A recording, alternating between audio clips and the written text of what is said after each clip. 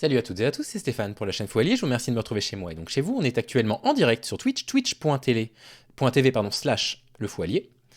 Et on se pose une question là avec le chat, par rapport au christianisme, par rapport au féminisme dans les courants chrétiens, puisqu'il semblerait que ce soit quelque chose qui existe. Moi j'étais complètement ignorant de ça, donc on va découvrir deux ou trois choses par rapport à ça. A priori j'ai un avis très tranché sur la question. Mon avis tranché c'est le suivant. Les religions monothéistes, polythéistes sont toutes misogynes. Elles ont des préceptes misogynes. Il n'y a pas grand-chose à sauver dans les rapports hommes-femmes, dans les religions. Mais on va quand même écouter un discours. Et en live, ensuite, on va pas pouvoir le faire ensemble sur YouTube. On va voir un documentaire que je vous recommande, que j'ai vu en entier, qui est édifiant, qui s'appelle Religieuses abusées, l'autre scandale d'État de l'Église sur Arte. Regardez ce documentaire, tant qu'il est sur Arte. Et nous, du coup, ce qu'on va voir, c'est une vidéo de Valeurs Actuelles qui répond à Violaine de Philippis. Valeurs Actuelles qui sont vraiment les derniers sur les droits des femmes en permanence, c'est l'idéologie d'extrême droite nauséabonde, enfin bref, je vous laisse imaginer. Et une vidéo d'un père qui s'appelle Le féminisme chrétien existe-t-il, qui est une vidéo intéressante, sur laquelle il dit beaucoup de bêtises, mais il dit des choses quand même intéressantes, et je me dis que ça pourrait être pas mal d'en parler, parce qu'on aborde rarement la question de la religion, c'est quand même un sujet assez touchy en France, mais il n'y a pas de raison. Et donc on y va, on écoute Baudouin Wisselman, qui va nous parler du christianisme et des féminicides en réaction à une intervention de Violaine Abad de Philippis, qui était intervenue sur BFM Télé pour dire qu'il y avait des racines judéo-chrétiennes qui pouvaient expliquer le sexisme en France. Eux, ça leur plaît pas du tout, et ben on va réagir à ce qu'ils racontent. À la culture judéo-chrétienne et à votre éducation. C'est ce qu'on peut entendre sur BFM TV, vous savez, cette chaîne qui nous montre les uns contre les autres, qui servent les intérêts de méchants milliardaires de droite. Bon, en l'occurrence, sur ce coup, on a plus affaire à un déversoir de complotisme féministe. Alors on va parler des féminicides, vous savez, ce sont ces meurtres conjugaux par un conjoint, un ex-conjoint, dont les femmes sont victimes. C'est un néologisme féministe pour parler d'homicides intraconjugaux. Il y en a déjà eu. Ce n'est pas qu'un néologisme féministe, figure-toi, cher Baudouin. C'est également comme ça que sont caractérisés ces types de crimes. Parce qu'avant, on disait pas féminicide. Avant, on disait crime passionnel, on disait crime d'amour. Des choses qui n'avaient rien à voir avec la passion et l'amour. Le féminicide, c'est un crime de dépossession. Ce sont des hommes violents qui préfèrent voir leur femme mourir que de redevenir libres. Donc ça a un sens, ce mot. Féminicide, il a un sens. C'est pour remplacer des oxymores qui n'avaient aucun sens jusque-là. 26 en 2023, et il serait le fait de notre culture judéo-chrétienne. C'est ce qu'affirme Violaine de Philippis, une porte-parole d'Oser le féminisme. Oui, vous savez, pour être féministe, faut oser, faut avoir de l'ambition. Comment vous réagissez à ce double? Ah ouais, pour être féministe, effectivement, il faut oser. Il faut avoir du courage aujourd'hui pour une femme de dire je suis féministe. Moi, je suis assez d'accord. Il ironise, mais c'est loin d'être évident. Parce que tous les clichés qui sont sur les féministes... Bonjour, Sacha.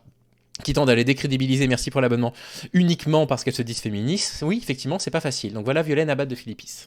Le féminicide en moins de 24 heures. Je rappellerai d'ailleurs qu'on ne peut pas les qualifier vraiment de faits divers. Ce sont des faits systémiques, ça veut dire des faits que notre société engendre. Et je rappellerai d'ailleurs... C'est super, déjà c'est une très bonne définition de systémisme. Ce sont des faits que la société engendre. Ce sont des faits qui sont tellement courants malheureusement. Les viols, les violences sexuelles, les féminicides. Là elle parlait d'un petit peu de tout, ça a été coupé par Valeurs Actuelles.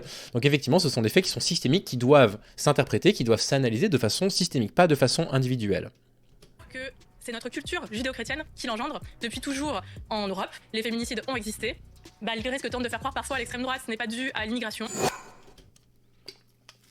Donc là, elle dit quoi? Ce qu'elle dit, c'est qu'en fait, on n'avait pas besoin d'attendre des vagues d'immigration de populations musulmanes pour connaître les féminicides et les viols et les violences conjugales. Et c'est très vrai. C'est très juste. L'extrême droite nous dit, mais si, les viols, c'est uniquement le fait des populations en situation d'immigration. C'est incroyable de dire des bêtises pareilles. Et donc, Violaine de Philippis, elle le rappelle. Elle rappelle ce fait. Elle dit, en fait, nous, on est de culture judéo-chrétienne, ça a existé.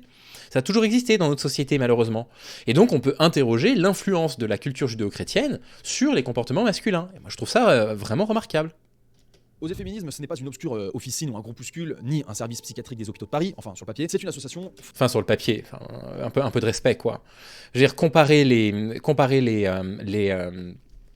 luttes féministes à des femmes folles, enfin je veux dire, on est dans l'insulte hystérique sans le dire, d'ailleurs on prend hystérie du coup. C'est lamentable, c'est une méconnaissance formelle de tout ce que les féministes ont permis d'obtenir comme droit par le passé et dans le présent, hein.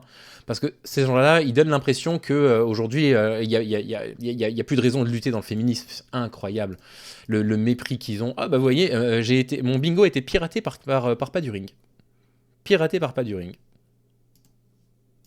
Fondée par Caroline de Haas, qui est une grosse association très en vue dans les médias. Alors Violaine de Philippis, elle n'a pas pu se retenir, au bout de 30 secondes, elle parle déjà d'extrême droite et que les féminicides ne seraient pas le fait de l'immigration comme cette dernière l'affirmerait, mais serait le fait de nos valeurs, de notre éducation, de, je cite, un continuum sexiste qui va du sexisme ordinaire jusqu'au féminicide. Donc, c'est quoi le continuum sexiste dont il parle?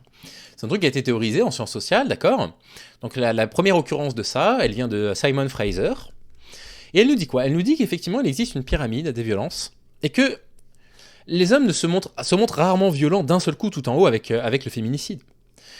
C'est qu'en fait, il va y avoir une succession d'actes violents qui vont toujours qui vont toujours empirer en termes de gravité. Ça va aller en marche d'escalier. Au départ, ça va être juste des croyances, par exemple, ou des attitudes. Après, ça va être des micro-agressions.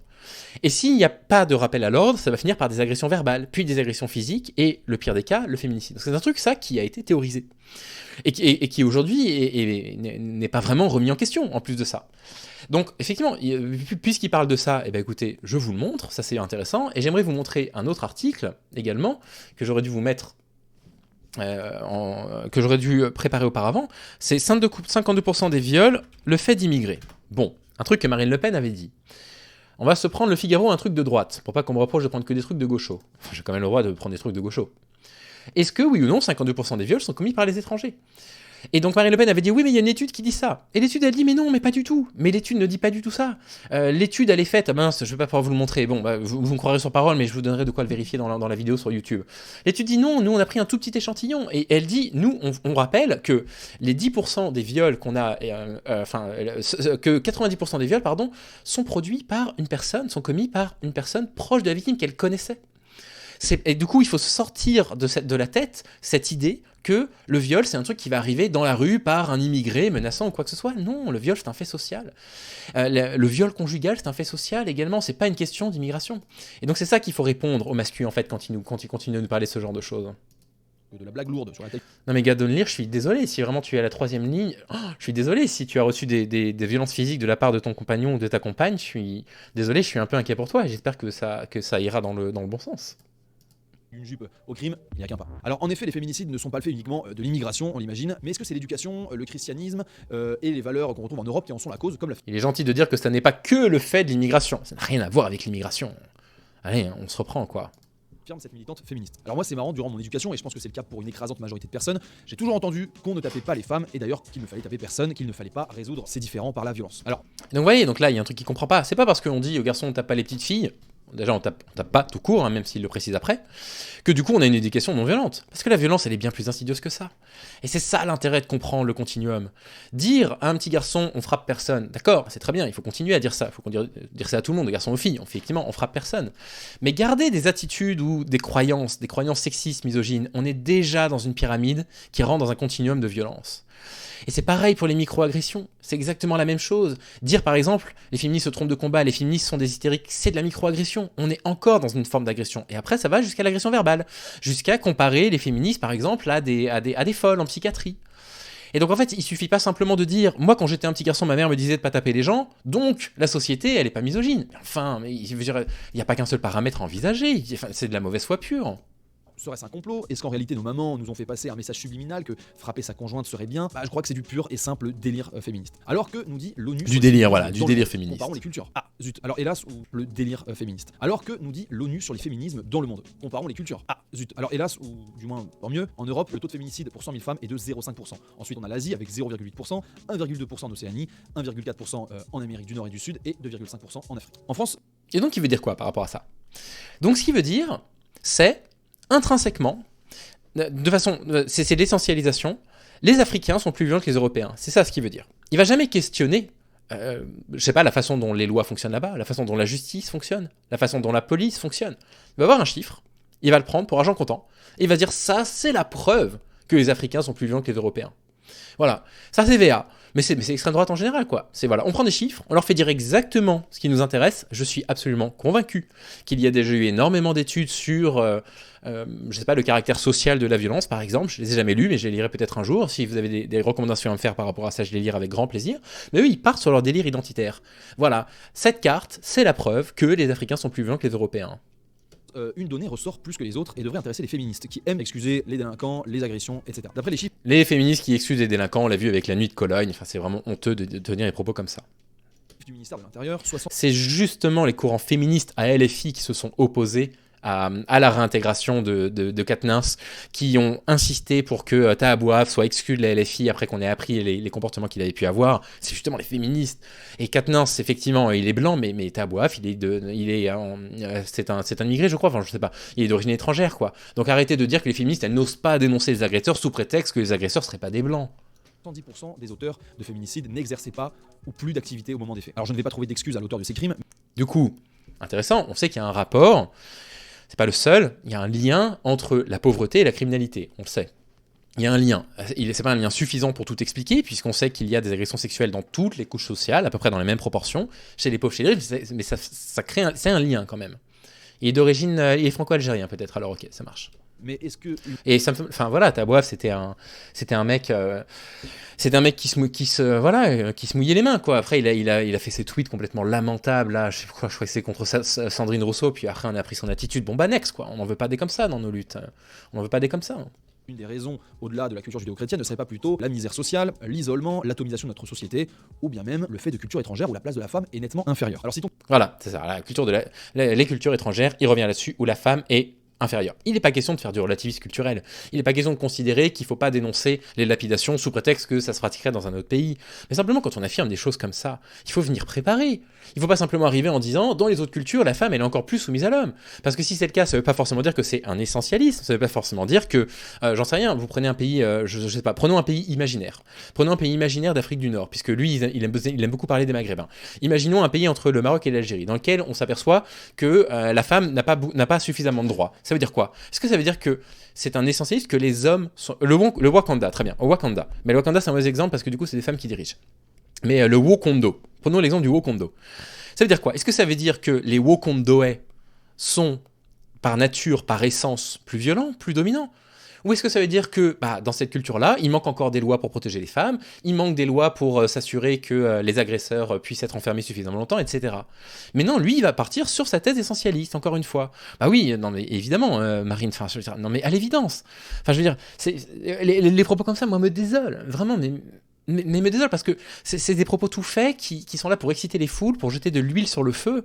Et je trouve ça dangereux. Je pense que c'est des personnes dangereuses, ces gens-là. Et je suis content que sur le foyer, j'ai commencé à m'attaquer à ces types-là parce qu'ils sont dangereux. Quelques exemples de pays où la place de la femme n'est pas celle qu'elle a en Europe ou dans le monde occidental. La place de la femme, c'est à la cuisine! Et de pays où le féminicide n'est pas pénalisé comme chez nous. En Afrique, le Sénégal est considéré comme le pays le plus dangereux pour les femmes avec un taux de 87% de victimes des meurtres conjugaux. En Iran...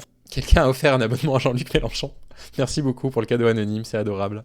Donc j'ai quelqu'un dans le chat qui s'appelle Jean-Luc Mélenchon. Bah bienvenue Jean-Luc. Bienvenue. Il faudra qu'on ait une discussion, toi et moi, sur la réintégration de Katnins, parce que là, c'est vraiment n'importe quoi, Jean-Luc. France 24 rapportait qu'en février dernier, un homme a paradé tout sourire dans les rues d'Arvaz, dans la province iranienne du Khuzestan, un couteau dans une main, la tête de sa femme dans l'autre, au motif qu'elle aurait fui leur mariage forcé. Mais oui, mais ça c'est horrible. Mais ça c'est absolument horrible. Mais si on voit dans des pays dans lesquels la charia est autorisée, par exemple, et est mise en place, qui autorise la mise à mort des femmes, bah oui, effectivement, demain on décide que, je ne sais pas, le cambriolage n'est plus un crime ou un délit, bah oui, évidemment, il y aura plus de cambriolage. Mais c'est pas parce qu'on est essentiellement des cambrioleurs. Alors comparant la France et l'Iran, en 2022, en France, il y a eu 104 femmes qui ont été tuées par leur conjoint ou leur ex-conjoint. Alors c'est déjà terrible, mais en Iran, où on compte 20% d'habitants ou 30... 104, je pense que c'est le décompte de nous, c'est pas le décompte de féminicide par conjoint ou par ex, parce qu'il me semblait qu'on était à 116. d'habitants en plus, on comptabilise entre 400 et 500 féminicides, soit 4 à 5 fois plus, dans des crimes dits d'honneur. Ce qui restreint... Oui d'accord, mais dans quelle proportion de la population? Comment c'est jugé? Comment c'est condamné? Enfin, je veux dire, comment la loi fait en sorte que les criminels soient dissuadés de commettre des crimes. Enfin, je veux dire, ça veut rien dire, tout ça. C'est des trucs sortis de leur contexte, c'est pas analysé, c'est creux. Peut-être le calcul, car ces crimes d'honneur peuvent être tolérés, justifiés ou impunis dans nombre de pays du Moyen-Orient, en Asie, en tête de liste, l'Arabie Saoudite, le Yémen, l'Irak, la Jordanie et les territoires palestiniens. Ça veut dire quoi? Ça veut dire que les Arabes sont des tueurs de femmes? C'est ça que t'es en train d'essayer de nous dire? Ou ça veut dire qu'il manque des lois là-bas pour protéger les femmes? Mais reprends-toi, mon garçon, mais reprends-toi, hein. Donc on comprend bien que dans certaines cultures, les féminicides sont premièrement beaucoup plus récurrents et d'autre part, ils ne sont pas punis de la même manière. D'ailleurs, analysons ensemble les 11 motifs de féminicide relevés par l'Office des Nations Unies contre la drogue et le crime. Premièrement, un meurtre à la suite de violences conjugales. On l'imagine, des coups peuvent entraîner la mort. Deuxièmement, une torture et un massacre misogyne. Troisièmement, et on vient d'en parler, un assassinat au nom de l'honneur. Je cite l'ONU, souvent commis par... Mais c'est exactement ça, Hello, il est en train de minimiser du coup les féminicides en France. C'est exactement ce qu'il est en train de faire. Nous, on en a que 100, il y a des pays où il y en a 500, donc estimez-vous heureuses les femmes. C'est invraisemblable d'entendre des trucs comme ça. Et là, il parle que des féminicides, hein. Il parle pas des 100 000 à 400 000 agressions ou viols par an, hein. Agressions sexuelles ou viols par an. C'est invraisemblable d'entendre un truc comme ça. Le féministe, c'est moi.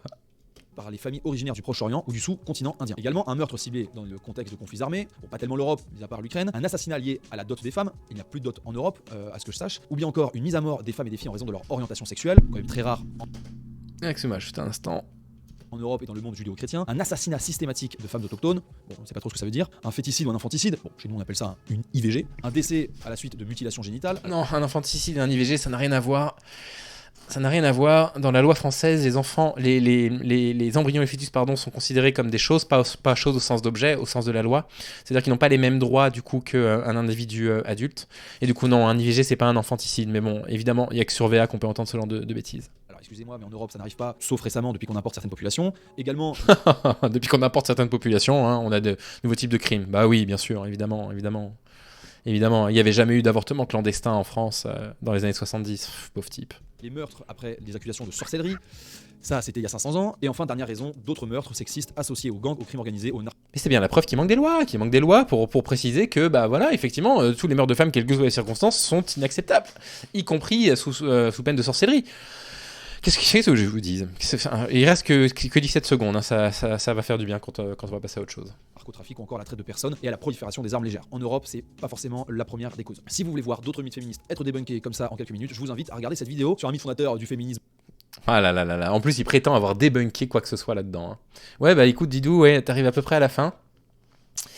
On est chez Valeurs Actuelles là, et puis bah c'était exactement à l'image et à l'odeur de ce que tu pouvais imaginer. Bien. Ce qui est amusant dans cette vidéo, c'est pour ça que je voulais le montrer, c'est qu'en fait à aucun moment il parle du sexisme dans la religion judéo-chrétienne. Il essaye de détourner ça en disant regardez, il y a d'autres cultures, c'est pire. Et en fait il répond pas à la question. Ce qu'il faut pas oublier, c'est que dans les doctrines de l'Église, en particulier sur l'avortement, les lois anti-avortement aux États-Unis, elles tombent pas de nulle part.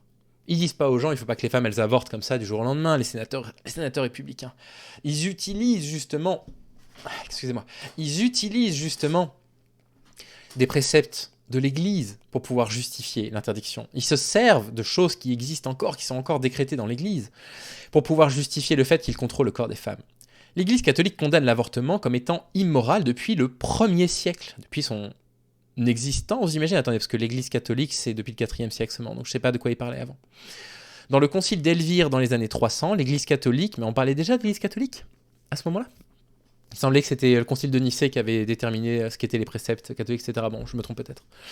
Il sanctionne d'abord l'avortement par l'excommunication, quel que soit le stade du développement du fœtus. La Didaché, qui a été écrite vers la fin du 1er siècle et au début du 2e siècle, et qui est le plus ancien témoignage écrit du christianisme, rejette déjà l'avortement, déjà un récit du 2e siècle. Bien qu'au cours de son histoire, l'Église catholique ait débattu de manière scientifique et philosophique pour définir le moment exact où un embryon est infusé d'une âme, non, mais il n'y a pas une âme qui tombe dans un corps. L'Église n'a jamais hésité sur la condamnation morale de l'avortement, y compris aujourd'hui. Et je prends l'exemple de l'Église, mais on pourrait prendre l'exemple du préservatif, bien sûr. On pourrait prendre l'exemple de tellement d'autres choses. Et du coup, c'est là-dessus qu'on aurait aimé qu'il réponde. Évidemment, il répond pas, il détourne. Oh là là, Violaine Abad de Philippi, féministe. Alors excusez-moi, hein, elle est juste porte-parole aux féministes, mais avocate dans la vie. Hein. Et alors, excusez-moi, hein, alors pardonnez-la de ne pas être une spécialiste des têtes bibliques et de ne pas avoir pu citer de tête des têtes bibliques pour illustrer son propos. Mais est-ce qu'on en a vraiment besoin? Mais lui, en fait, il va même pas sur ce terrain-là. Lui, c'est pour dire, regardez, les autres cultures, c'est pire. Bon, il y a quand même des sites sur lesquels les personnes qui pratiquent la religion font preuve d'une grande mauvaise foi. Là, par exemple, on a reconsidéré les textes bibliques misogynes. Il est pas mal quand même cet article. Il est pas mal parce que ça reconnaît de la misogynie dans la Bible. Je vous laisserai lire les justifications qu'elles en font. En fait, elles essayent d'expliquer pourquoi en fait c'est pas sexiste, que c'est mal interprété, pourquoi c'est pas misogyne. Mais lisons quand même des textes issus de la Bible. Premier épître de Paul aux Corinthiens. Que les femmes se taisent dans les assemblées. Elles n'ont pas la permission de parler, elles doivent rester soumises, comme dit aussi la loi 35. Si elles désirent s'instruire sur quelques détails, qu'elles interrogent leur mari à la maison. Il n'est pas convenable qu'une femme parle dans les assemblées. Bon, voilà, ça c'est dans les Corinthiens, quoi. Un peu plus loin, épître de Paul, chapitre 11, verset 5. Mais toute femme qui prie ou prophétise tête nue fait affront à son chef, car c'est exactement comme si elle était rasée. Vous voyez, l'injonction aux femmes de porter le voile, dans la Bible, quoi. Premier épître à Timothée. Pendant l'instruction, la femme doit garder le silence, en toute soumission. Je ne permets pas à la femme d'enseigner ni de dominer l'homme, qu'elle se tienne donc en silence. C'est Adam, en effet, qui fut formé le premier, Ève ensuite. Et ce n'est pas Adam qui fut séduit, mais c'est la femme qui, séduite, tomba dans la transgression. Cependant, elle sera sauvée par sa maternité, à condition de persévérer dans la foi, l'amour et la sainteté, avec modestie. La Genèse, chapitre 2. Le Seigneur Dieu dit... c'est les propos du Seigneur Dieu, donc un peu de respect là. Il n'est pas bon pour l'homme d'être seul. Je veux lui faire une aide qui lui soit accordée. Le Seigneur Dieu modela du sol toute bête des champs et tout oiseau du ciel qu'il amena à l'homme pour voir comment il les désignerait. Tout ce que désigna l'homme avait pour nom être vivant. Ah bah heureusement qu'il n'a pas désigné un banc, parce que sinon les bancs seraient des êtres vivants. Et on pourrait plus les casser en manifestation, parce que ce serait un infanticide. L'homme désigne... Ah, excusez-moi, je suis en train d'ironiser sur la parole du Seigneur, je suis absolument désolé, excusez-moi. L'homme désigna par leur nom tout bétail, tout oiseau, machin. Le Seigneur Dieu fit tomber dans une torpeur l'homme qui s'endormit. Il prit l'une de ses côtes et referma les chairs à sa place. Le Seigneur Dieu transforma la côte qu'il avait prise à l'homme en une femme qu'il lui amena. L'homme s'écria « Voici cette fois l'os de mes os et la chair de ma chair. Celle-ci on l'appellera femme, car c'est de l'homme qu'elle a été prise. » Pardon. Aussi l'homme laisse-t-il son père et sa mère pour s'attacher à sa femme, et ils deviennent une seule chair. Bien. Genèse, chapitre 1, verset 27. Dieu créa l'homme à son image. À l'image de Dieu, il le créa. Mâle et femelle, il les créa. Bon, voilà, très bien. Épître de Paul. Oui, vous tous qui avez été baptisés en Christ, vous avez revêtu Christ. Il le tutoie. Il n'y a plus ni juif ni grec, il n'y a plus ni homme ni esclave ni homme libre, il n'y a plus l'homme et la femme, car tous vous n'êtes qu'un en Jésus-Christ. Ah oui, d'accord, donc ça c'est censé être des contre-exemples. Bien, donc on trouve quand même des exemples de propos très misogynes dans la Bible.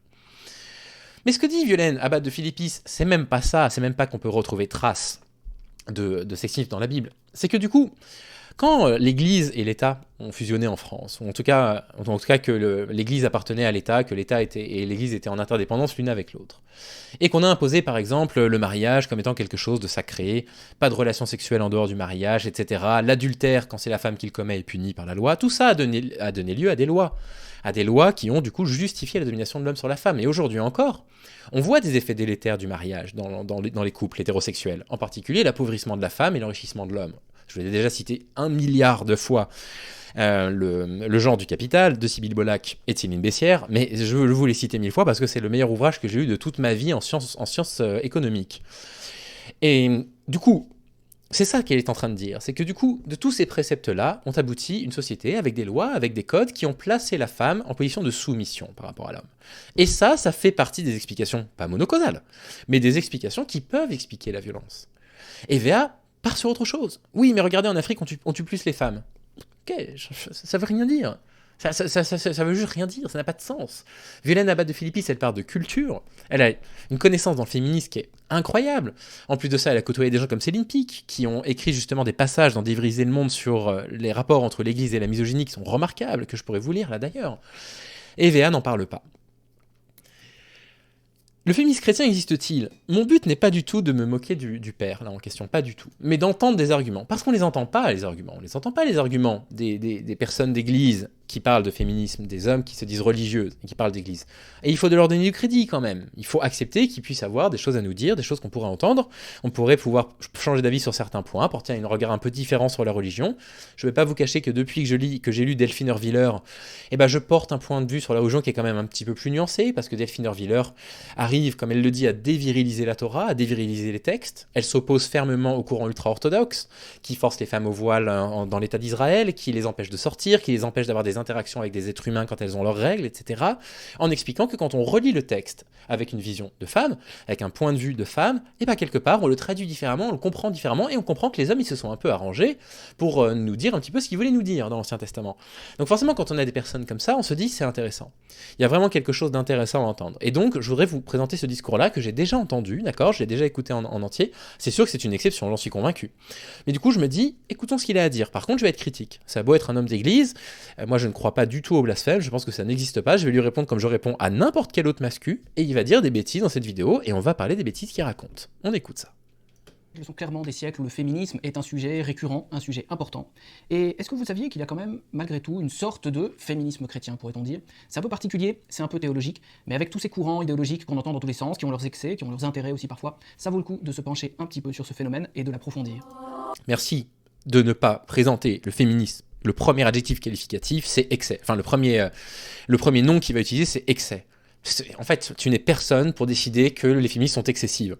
Tant qu'on en restera à 100 000, à 300 ou 400 000 viols par an, tant qu'on en restera à plus de 100 féminicides par an, en fait, on n'a rien à dire sur le fait que des féministes soient excessives ou non, quoi. Juste, tu te tais et tu écoutes ce qu'elles ont à te dire. Bon, voilà, ça commence mal pour moi.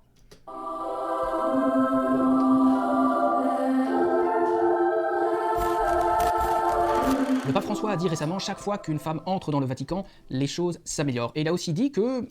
Bah c'est bien le pape François, mais maintenant, je sais pas, tu autorises la contraception légalement? Tu autorises le préservatif? Tu autorises l'avortement? C'est très bien de dire depuis que des femmes...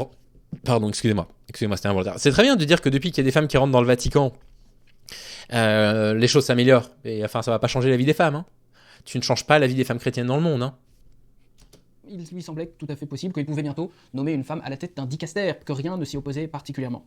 Et c'est vrai que... Mais si rien ne s'y oppose, fais-le. Ah, je pourrais bien leur donner des droits aux femmes. Hein. Ah ouais, je pourrais vraiment bien leur donner des droits. C'est vrai que je pourrais leur en donner. Hein. On pourrait leur donner des droits. Bon allez, on va lire la messe. Hein. De quoi je parlais à l'instant? J'ai oublié. Que le sociologue Guillaume Cuchet lui-même, qui a beaucoup réfléchi sur la question de l'Église, a un avis assez précis sur la question, comme on l'a lu récemment dans quelques articles. Mais c'est important pour l'Église de ne pas s'accrocher à toutes les nouvelles formes de mondanité pour tenter d'enrayer son déclin coûte que coûte, comme s'il y avait cette espèce de pression qui nous pousse à dire il faut absolument que l'Église fasse ceci ou cela, réflexions qui sont souvent portées par des gens qui ne mettent pas les pieds à l'Église d'ailleurs, pour pouvoir rétablir une situation idéale. En revanche, c'est vrai qu'il y a quand même une conversion de cœur à faire, pour nous tous, pour tous les chrétiens, tous les baptisés, tous les catholiques, une conversion qui va dans le sens et de l'écriture et de la tradition. Et c'est dans ce sens qu'on peut parler peut-être un peu de féminisme chrétien. Je vais m'expliquer. Féminisme chrétien, en continuant dans la tradition, tu es mal parti, Père Catoland. Il s'appelle Catoland, bah, très bien. Tu es mal parti, Catoland. Un peu avec vous. On a fêté Noël récemment, et c'est vrai qu'on peut voir avec l'incarnation, avec le rôle de la Vierge Marie, surtout la place qu'elle a dans cette bonne nouvelle qui arrive pour le monde, qu'il y a quand même un modèle d'humanité nouvelle qui est proposé à ceux qui croient en Jésus-Christ, et qui croient aussi donc en la Vierge Marie, et dans le royaume des cieux. Cette humanité nouvelle ne va pas écarter l'homme ou l'effacer, un peu avec cette figure de Saint Joseph, le muet, d'une certaine manière, mais c'est une humanité nouvelle qui est quand même Ça c'est drôle. C'est drôle parce que c'est un discours que j'aime bien, figurez-vous. Pas le coup de le Père, le Fils, le Saint-Esprit, etc. C'est un peu bas, je mets un tout petit peu plus fort. Mais dire, c'est pas parce qu'on va commencer à réenvisager les textes pour essayer de, je sais pas, de déviriliser la Bible, je sais pas comment lui il le perçoit dans sa tête, c'est pas pour ça qu'on va retirer des droits aux hommes. On est sur les préambules que je fais souvent pour que les hommes se disent pas oh là là on va nous retirer des droits machin. Et c'est rigolo en fait qu'il ait quand même compris ce discours. Ah non mais de toute façon hein, tu sais ce que j'en pense, hein, Vierge Marie et compagnie, tu sais ce que j'en pense. Mais j'essaye de garder l'esprit ouvert. Programmé un peu à l'image de cette femme qu'est la Vierge Marie. Donc on va essayer de voir ce que ça veut dire un petit peu. Et du coup, là où je voulais en venir, une des raisons pour lesquelles je voulais montrer cette vidéo, je commence par ma conclusion, c'est pas grave. Vous voyez bien qu'on a un problème de sexisme dans les racines judéo-chrétiennes. C'est un prêtre lui-même qui dit on a besoin de changer des choses par rapport à la façon dont la femme a été perçue. Vous voyez bien que dans nos racines judéo-chrétiennes, il y a un problème de misogynie. Et du coup, c'est pas grave de le réaliser. Valeur actuelle, soufflée. Si on vous dit qu'il y a un problème, mais on travaille dessus et on essaie de s'améliorer. N'allons pas dire ah oui, mais au Cameroun, il y a un homme qui a décapité une femme. Et alors? En quoi ça va changer la vie des femmes en France en fait? D'aller dire c'est pire ailleurs. Qu'est-ce que c'est que cette bêtise? Ça veut dire d'abord, c'est que la naissance du Christ était annoncée par les prophètes dans la Bible depuis très très longtemps. Et donc, on peut vraiment parler d'une humanité nouvelle. C'est pour ça qu'on dit qu'il est le nouvel Adam. Et donc, comme nouvel Adam, ça veut dire qu'il nous tourne nous-mêmes vers un modèle qu'il faut pouvoir recevoir et apprivoiser. Et ce modèle passe par la Vierge Marie. Excusez-moi, pour les renvois, c'est pas volontaire, vous le savez. Qu'on appelle d'ailleurs elle-même la nouvelle Ève. Et ce n'est pas pour rien. C'est à partir de la naissance de Jésus et donc du oui de Marie qu'on va compter les années dans notre ère. Nous sommes en l'an. Il y a très peu de prêtres femmes, et apparemment il n'y en a pas au diocèse, mais le pape a déclaré que ouais, il pourrait y en avoir, hein. il pourrait en mettre, ouais. Ouais, ce serait pas mal éventuellement qu'il y ait des femmes, ouais. Bon allez, quoi je pensais déjà 2023 après Jésus-Christ et après l'acceptation par Marie de cette mission proposée par l'ange. C'est-à-dire qu'on va recommencer les choses un peu à zéro, un peu comme au tout début quand il y avait Adam et Ève. Et il y a la nouvelle Ève, il y a le nouvel Adam. J'ai une mauvaise nouvelle pour vous. Mon père, j'ai une très mauvaise nouvelle pour vous. Si Marie a existé, et si elle a enfanté de Jésus, Marie, elle a rencontré un homme, quoi. J'ai une mauvaise nouvelle pour vous. Et c'est pas grave. Et c'est pas grave, la sexualité, c'est pas quelque chose de grave. C'est un homme qui est étrange. Je comprends que ça participe à une sorte de grande histoire, à une sorte de grande métaphore, mais ça peut pas être interprété au pied de la lettre. C'est pas possible de continuer à dire la Vierge Marie aujourd'hui, je ne comprends pas, on peut pas interpréter ça au pied de la lettre, il faut quand même une exégèse des textes. Dans la religion juive, ils font des exégèses des textes. Ils sont pas plus avancés en termes de sexisme, mais il faut une exégèse de ça. Il y a un moment donné où il faut sortir de ça et comprendre qu'en fait, on peut pas considérer que la sexualité est quelque chose de tabou ou qu'elle ne sert qu'à aboutir à enfanter. Parce que là, on ne vit plus dans le monde réel. Donc, moi, j'entends qu'ils disent qu'il faut faire des efforts et j'apprécie d'entendre des trucs comme ça, mais ça part de tellement loin. Et du coup, il reste sur ce truc sexy de la Vierge Marie. Et on espère que cette fois, notre liberté ne nous poussera pas à croquer dans le fruit défendu. L'humanité nouvelle qui est proposée avec Noël, avec la naissance de Jésus, on peut dire en un sens que c'est une humanité un peu plus féminine. Alors je m'explique un peu. Aïe, aïe, aïe, aïe, aïe, aïe, aïe, aïe, aïe, aïe, aïe. Une humanité féminine, c'est-à-dire une humanité plus rose, avec des jupes et des talons. Aïe, aïe, aïe. D'abord, c'est sûr qu'il y a des différences importantes entre les hommes et les femmes, très nombreuses, sur lesquelles beaucoup de choses ont été commentées, et on ne peut pas dire que c'est un tout informe, que l'un vaut exactement l'autre, ils ont la même dignité bien sûr, la même égalité de droits, et le même amour reçu de la part de Dieu, mais ils ont des différences considérables et complémentaires. Non, non, non, non, non, non, hein, la complémentarité homme-femme, on sait très bien vers quoi ça dévie. Que les hommes et les femmes, je ne vais pas me répéter pour la troisième fois ce soir, aient des spécificités biologiques, physiologiques différentes, absolument. Que ça prédétermine à des rôles sociaux différents, par complémentarité, non. Non, non, non, mon père. Faut dire mon père? Je pense qu'il faut dire mon père. Une de ces différences, assez essentielle, a été soulignée par un dominicain assez célèbre, théologien, qui s'appelle Benoît Dominique de la Soujole, et qui va nous Une dire robe rose, que une soutane l'homme rose. et la femme, dans la reproduction, dans l'avènement de la Attends, vie... quoi, entre quoi, eux, quoi Une de ces différences, assez essentielle, a été soulignée par un dominicain assez célèbre, théologien, qui s'appelle Benoît Dominique de la Soujole, et qui va nous dire que l'homme et la femme, dans la reproduction, dans l'avènement de la vie entre eux, finalement, vont avoir un rôle différent. C'est l'évidence qui parle, mais il faut mettre un peu des mots dessus.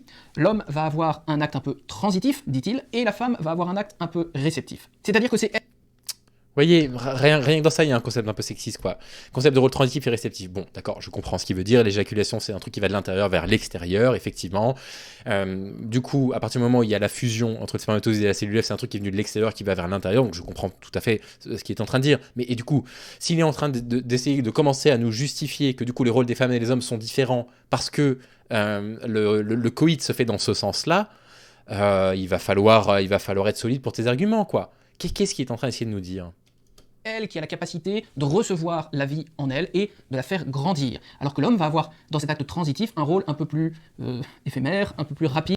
Mais non, justement. C'est-à-dire qu'à partir du moment... Si, poussons du coup le raisonnement absurde jusqu'au bout. Dès l'instant où vous avez l'ovule qui est fécondé par le spermatozoïde, lui il dit c'est de la vie. Bon, à ce titre-là, il n'y a aucune raison de ne pas considérer qu'un spermatozoïde, c'est de la vie. Pour toute une série de raisons. Je sais très bien ce qu'ils disent dans l'Église. Ils disent oui, mais en fait, quand il y a la fusion, en fait, il y a la rencontre, donc il y a la potentialité de la vie. Donc si on n'intervient plus, la vie va se développer. Très bien, d'accord, ok. Mais du coup, en fait, la vie, à la base, si on oublie du coup la rencontre du spermatozoïde et de l'ovule, ça vient de deux cellules qui sont bien vivantes pour le coup, le spermatozoïde et l'ovule. Et donc dans ce cas-là, il n'y a pas de raison de considérer que, sous prétexte que la femme a porté l'enfant, que c'est elle qui va devoir s'en occuper par la suite. Et vous allez voir qu'il y a des propos qui ressemblent à ça. La femme, elle n'est pas censée avoir un rôle social, transitif pour l'homme, et je ne sais plus ce qu'il a dit pour la femme, simplement parce que, oui, l'éjaculation se fait dans un sens par rapport à l'autre. On peut pas affirmer un rôle social par rapport à ça. Et voilà, on voit qu'il essaye, il veut se moderniser, il veut parler de féminisme, mais il est à côté, parce qu'en fait, il comprend pas les luttes féministes profondément, et comme il reste du coup dans son dogme, et qu'il essaye d'interpréter de la science un petit peu ce qu'il arrange, bon bah voilà, l'éjaculation elle se fait de l'extérieur vers l'intérieur pour la femme, donc voilà, c'est l'homme qui a un rôle transitif, donc de transition, et la femme qui va avoir un rôle actif, donc quoi, donc c'est la mère qui s'occupe de l'enfant. Et un peu plus fugace à jouer finalement. L'homme a donc un acte ponctuel. Un peu plus fugace à jouer, hein. Oui, hein. Fugace, hein. Bah en fait, si on s'occupait des enfants comme on s'occupait des femmes, on parlerait pas de rôle fugace. Hein. Il faut vraiment être un mec et ne pas avoir d'enfant pour considérer qu'élever un enfant c'est un rôle fugace. Non, c'est pas un rôle fugace. Dans la création de la vie, c'est pas juste créer la vie, c'est aussi s'occuper d'un enfant qui a besoin de nous, quoi. Ponctuel à poser, alors que la femme, elle va rester enceinte pendant 9 mois et elle va même continuer cette grossesse d'une certaine manière en nourrissant son enfant qui va demeurer. Oui, non, c'est plus une grossesse du coup, ça s'appelle l'allaitement, mon père. C'est pas la grossesse qui dure plus longtemps que les 9 mois. La grossesse, ça dure 9 mois, et après on appelle ça, c'est allaitement, le mot que vous cherchez.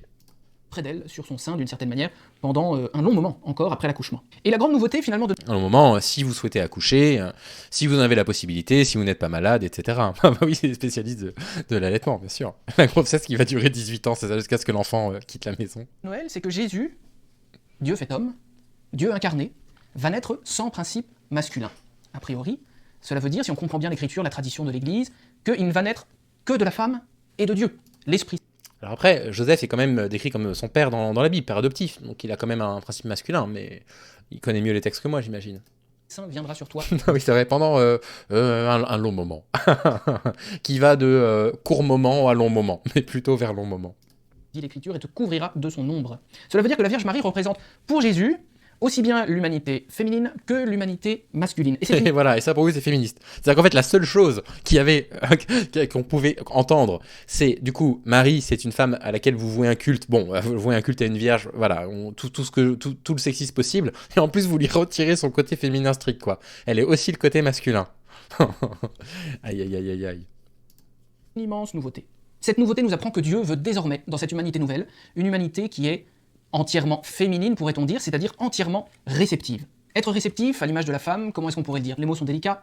On pourrait imaginer que c'est recevoir la vie, la faire grandir en soi, la protéger, Non, mais du coup, c'est pas délicat, ça s'appelle la grossesse. Il y a rien de délicat. l'accompagner, la nourrir patiemment. Et voilà, enfin, l'accompagner et la nourrir. Mais voilà, c'est là que ça va pas. C'est là que ça va pas. Un homme, alors je parle des hommes soja féminisés, donc les mecs comme moi, XY, qui ont un petit bout de chromosome X qui dépasse du Y, normalement on sait faire un biberon. Théoriquement on sait faire ça, on sait changer une couche, on sait s'en occuper. Aïe aïe aïe, elle est là la dérive quoi, mon père, faites un effort. Ou je sais pas, partagez pas la vidéo, faites-la relire par une féministe avant, enfin j'en sais rien. la transmettre à nouveau. Donc, avec cette naissance de Jésus, Dieu ne veut pas forcément, désormais, d'une humanité trop masculine ou trop transitive, c'est-à-dire une humanité qui ne tient pas en place, qui arrive, qui pose son acte et puis qui s'en va ailleurs pour faire d'autres affaires, une humanité qui dirige tout, qui décide tout et puis qui se sauve. Alors évidemment, c'est un peu caricatural, tous les hommes Pardon. ne sont pas comme ça, toutes les femmes non plus, je le sais bien. Joseph n'était pas le plus transitif des hommes, et Marie était réceptive, bien sûr, mais elle ne l'était pas comme toutes les femmes, puisqu'elle était immaculée du péché. Donc c'est déjà une bonne Ah, Marie était immaculée du péché. Ah ouais, Oldelaf, c'est toujours très drôle, ouais, effectivement. D'accord, Marie était immaculée du péché. Mais sinon, à l'heure actuelle, non, hein, on n'a pas de culture judéo-chrétienne sexiste et misogyne. Hein. Non, mais tout va bien. Hein. Hein, donc là, on a affaire probablement au père le plus progressiste qui existe en France, ce qui se rapproche le plus d'un courant ultra-libéral.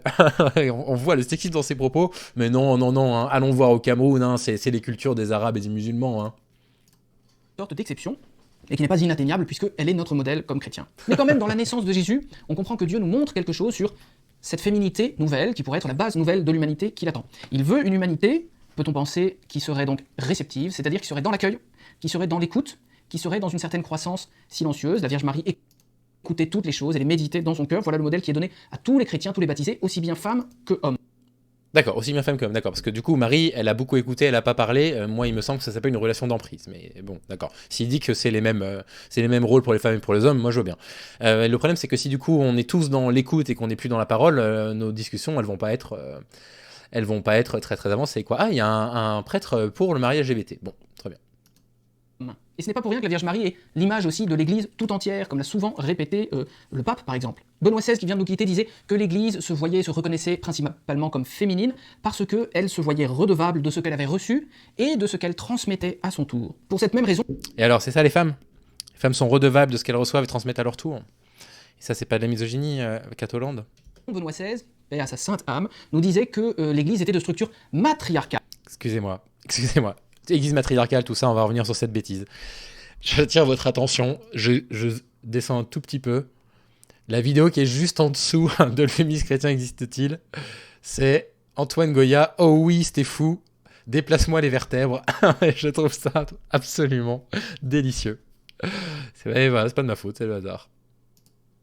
Matriarcale. Et c'est important à une époque où le patriarcat, qui d'ailleurs en soi est une structure qui n'est pas immédiatement et nécessairement et automatiquement blâmable dans toutes ses dimensions, eh bien est un Non, le patriarcat, ça va.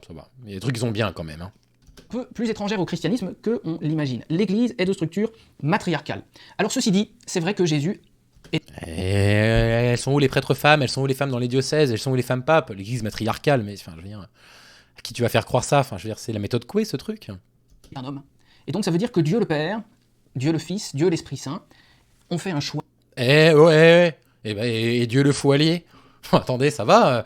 Je vous fais un live qui dure déjà. On est déjà à 3 heures parce que Paduring il veut pas se connecter. Et du coup, je suis en train de fatiguer. Et j'ai même pas le droit à ma petite truc personnel là. Attendez, ça va. En faisant s'incarner dans un homme la deuxième personne de la Trinité. Et donc de ce fait, du fait que Jésus est un homme, un masculin, quoi, un vir comme on dit en latin, eh bien il y a les 12 apôtres aussi qui sont choisis comme des hommes, et puis le sacerdoce qui est exclusivement masculin dans l'Église catholique depuis les origines, l'épiscopat de la même manière. Alors souvent on va dire mais en fait Jésus a pris des apôtres hommes tous parce qu'il y avait aussi cette pression un peu culturelle dans l'Orient, de l'Antiquité, etc. Non, je crois qu'il ne faut pas s'arrêter sur... Bon, alors non, c'est-à-dire que déjà à l'époque il y avait des islamophobes qui disaient que si Jésus il était misogyne et qu'il était entouré que d'hommes, c'était à cause des Arabes. Mais c'est pas possible. C'est infernal, on leur a jamais foutu la paix. Mais c'est pas possible. Ah là là là là là là, excusez-moi, je suis juste en train de vérifier où en est le copain Paduring.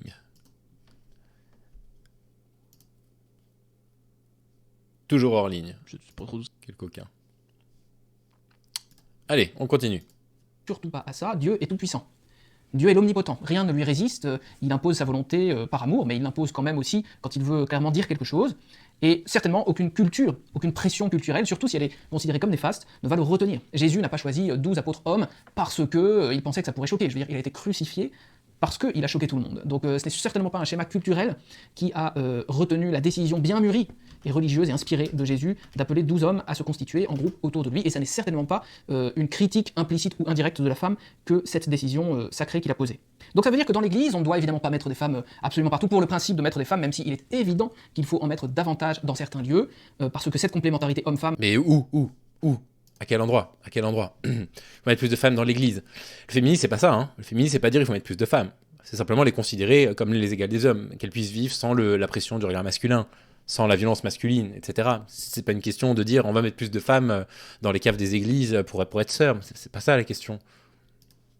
Ne peut pas faire exception dans le travail de l'Église au quotidien. Et d'ailleurs, toutes les paroisses de Paris et de France et du monde sont remplies de femmes. Moi, il n'y a pas une semaine qui passe sans que j'ai des réunions très régulières tous les jours avec des femmes qui sont nombreuses dans les groupes, Dieu merci. Mais cette présence... Nous les mecs, on n'est pas misogynes. Il n'y a pas une journée, on va pas échanger avec les femmes. Pas une journée. Ça marche pas, ces arguments. Hein. Je veux pas me moquer, parce que je vois qu'il essaye, je vois qu'il comprend que c'est important. J'imagine qu'en fait, il parle de ça parce qu'il a des croyantes féministes, en fait, et qui se posent la question. Et c'est bien qu'il se pose la question, mais en fait, il faut qu'il bouquine. Là, il faut vraiment qu'il bouquine. Je vais mettre un commentaire, parce que, bon, je sais pas s'il lit ses commentaires. J'ai pas l'impression, non. Il met pas de... Ah si, il a mis un super like ici. Mais il faut qu'il bouquine si vraiment il s'intéresse à ça, quoi.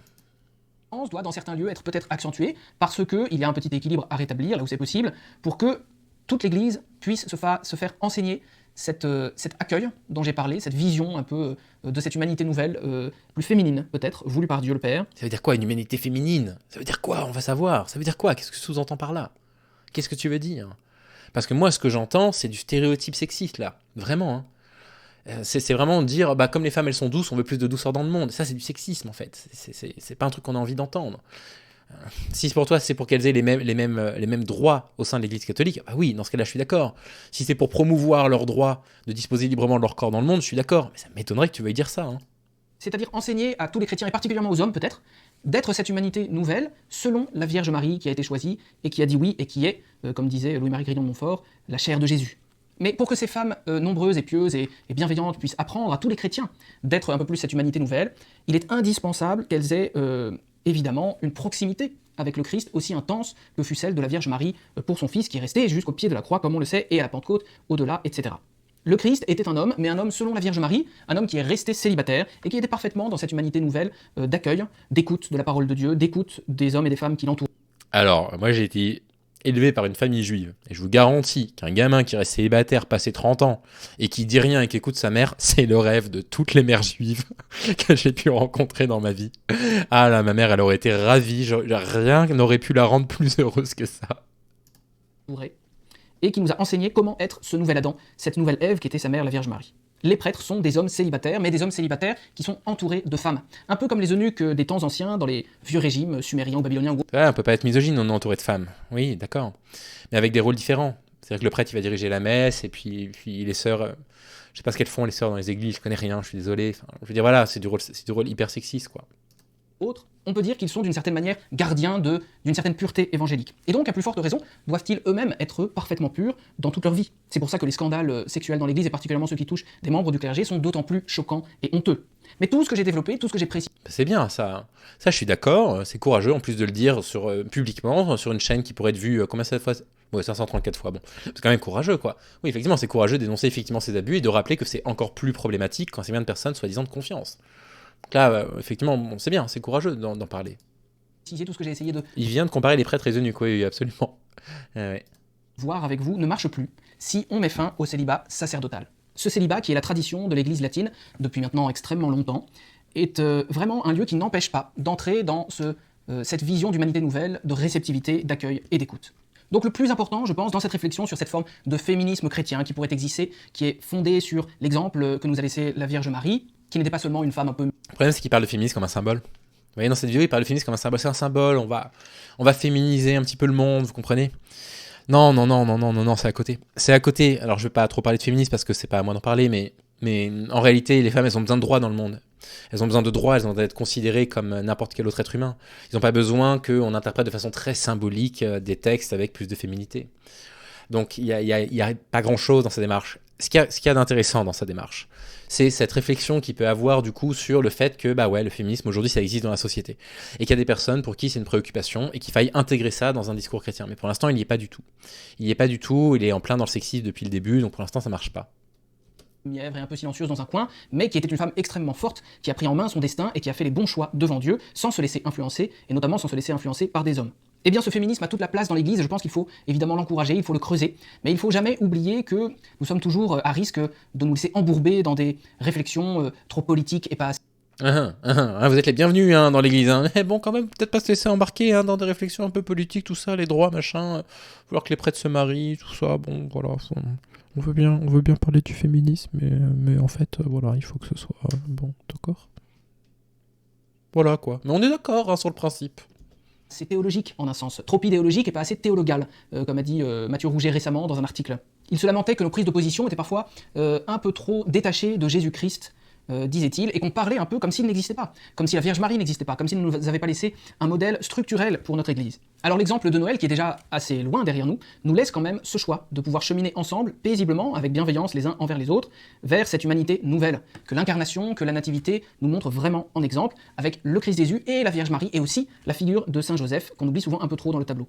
Voilà ce qu'on pouvait dire rapidement sur cette rapide ébauche, cette réflexion sur la féminité, le féminisme chrétien pourrait-on dire, ou en tout cas cette humanité renouvelée par la féminité nouvelle de la Vierge Marie. La réflexion continue, dans vos commentaires bien sûr, toujours avec bienveillance et avec sainteté, simplicité. Pas oublier que ce sont des réflexions, des débats religieux. Ça veut dire quoi un commentaire avec sainteté? Je suis un peu perdu parce que j'aimerais vraiment laisser un commentaire pour de vrai. Du coup, j'aimerais bien savoir ce que ça veut dire avec un commentaire avec sainteté. Voilà, je voudrais pas faire de bêtises quoi.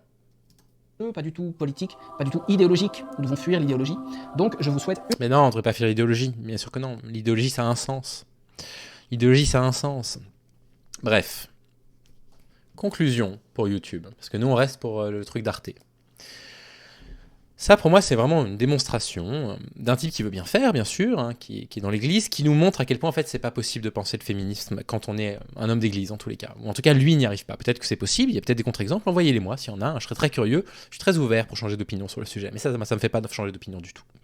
Ça me campe au contraire, mais totalement sur les opinions que j'avais jusque-là, sur le fait que la misogynie est effectivement structurellement